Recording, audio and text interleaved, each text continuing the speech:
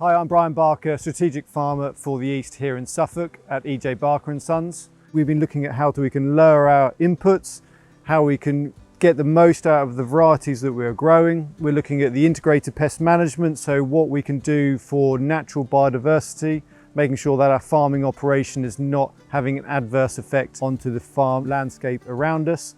We've been looking at nitrate levels, we're looking at cover crops, and now with the other strategic farms across the country coming on, putting their own spin onto these topics, it's great to see that we can actually bring information from the East and compare it with the others around the country.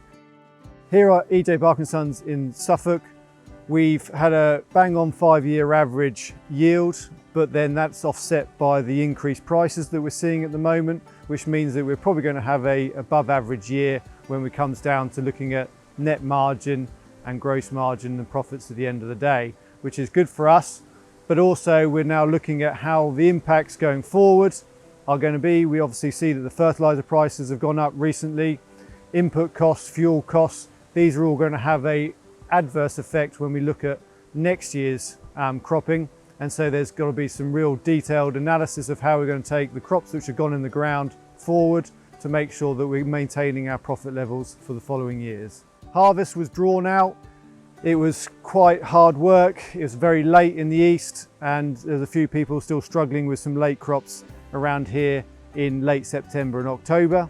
We got on nicely, decided to actually get the crops into the store and pay a little bit extra for drying them where required, and so that's going to be an added cost at the end of the day. But I was happy with the quality that we got from our harvest. All the spring barley, winter wheat came in with good quality and good specs, so we're seeing an uplift in price for the specialist markets that we're meeting around the country. The drilling season for the new crops going in the ground has been one of enjoyment after the last 2 years. 2 years of pretty hard, wet, late and a real slog, but this year ground conditions have been perfect for putting seed in the ground, and I know a lot of growers in the east have found that it's been a much more enjoyable season, and now the crops are coming out of the ground. It is still very mild. We're standing here, it's 20 degrees in October, so now we've got the concerns of everything we're looking at with aphids and BYDV, but the crops are cutting out the ground, lots of energy going into them, so they should be going into winter in good state. But then again, BYDV and aphids is something that we've got to look at seriously, and the IPM, Integrated Pest Management trials that we're doing here with flowering margins is something that we've got to really appreciate how to manage that going forward. Obviously, I don't want to be using insecticides. I've said that the best way to kill an insect is another insect, and so we've got to be very mindful about how we use insecticides going forward.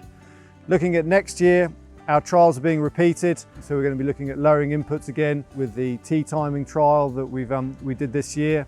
We're looking at nitrate again with the legacy effect of the cover crops that have gone through the rotation, and if the nitrate is reappearing in the following crops, and then obviously the flowering margins assessments going forward. So still loads going on, and it's going to be another interesting year looking forwards. So when building fungicide programs, it's really important to look at what is in the crop at the time and react appropriately to that as the season goes on, rather than starting off with a very set program which you maintain regardless of the conditions and how things change. In this year, the trial had very little disease in it overall. There was a little bit of septoria, and then some late season yellow rust did come in as we approached the T3 timing. Despite the low levels of disease in the trial, the best treatment was still the one that had the highest level of overall input. This was applied at both T1, T2 and T3. It was really clear that the T2 timing was, unsurprisingly, the most important timing in this trial. It's absolutely vital to maintain a program approach when we're dealing with disease control. In the trial this year, it was more effective to reduce your inputs at every single timing, but maintain this T1, T2, T3 slots, rather than using higher inputs but completely cutting out either one of those timings. It's really important for farmers and agronomists to be prepared to adapt and change throughout the season. This might go in two directions. You might be prepared and able to reduce your inputs at one timing, but actually in another you really need to be prepared to up them a little bit and see what's in front of you. I think this was most clear this year, where actually the T3 timing had a really good response to the higher input, whereas normally we can get away with a much lower program. We want to help farmers gain a better understanding of how flower margins can have a place on their farm as part of a nature-friendly, cost-effective IPM strategy. We want to give them the tools and skills to help them better monitor for pests and natural enemies on their farm.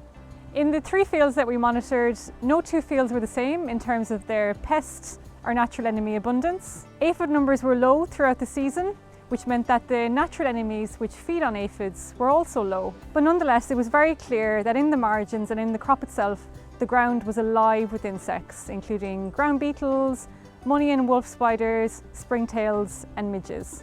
Each of these species will have very different habitat preferences, and the floral resources on this farm provide for that.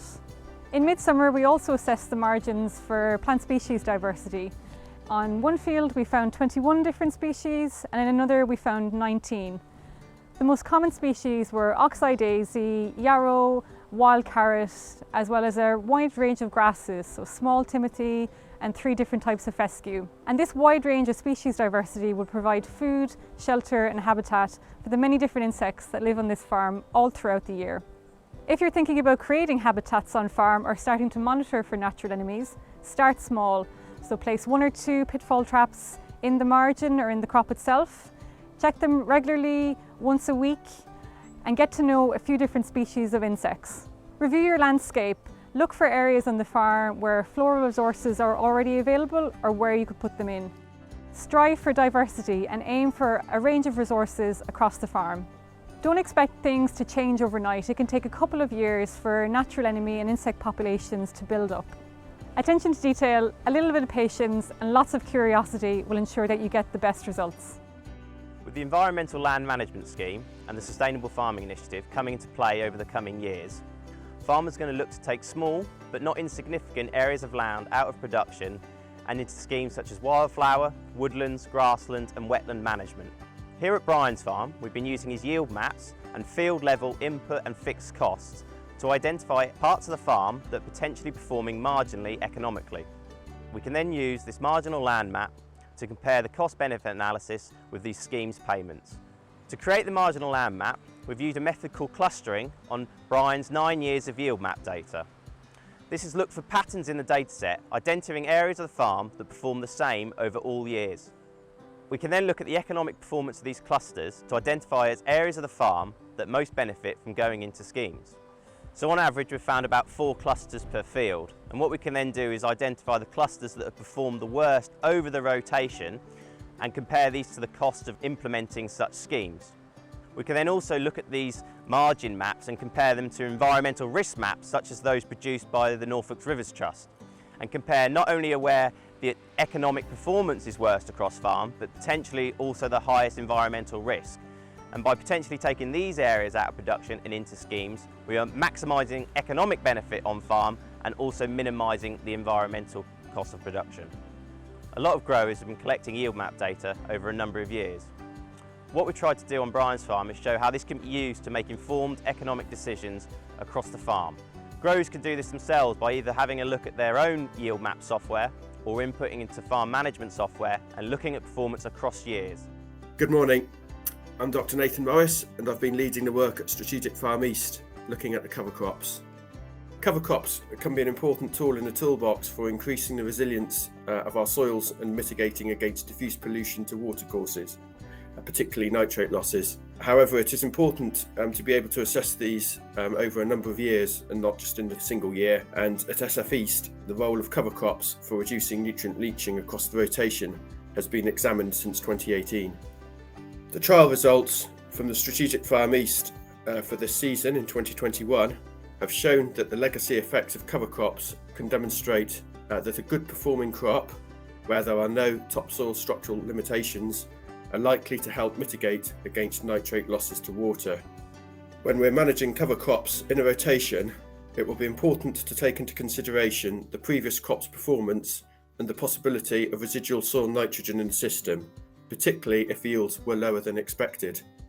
The decision of cultivation type and topsoil structure condition are also important to monitor in order to mitigate against nitrate leaching.